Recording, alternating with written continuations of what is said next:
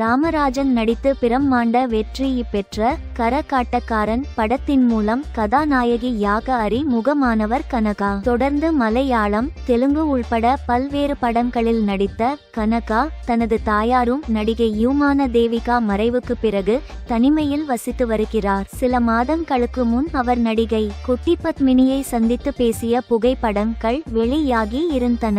சமீபத்தில் அவர் தந்தையும் காலமானார். இந்நிலையில் அவர் தனது முதல் பட ஹீரோ ராமராஜனை சந்தித்து பேசி உள்ள புகைப்படங்கள் சமூக வலைதளங்களில் வெளியாயின.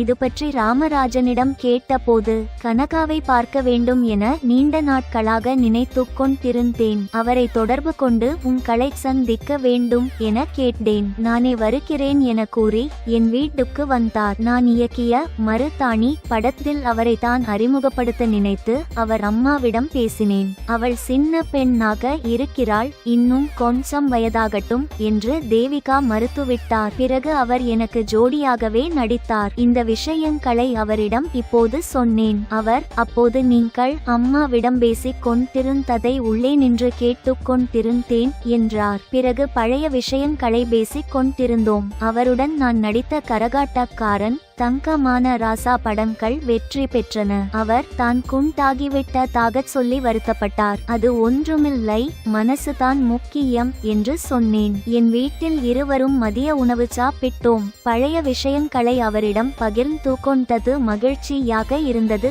என்றார்.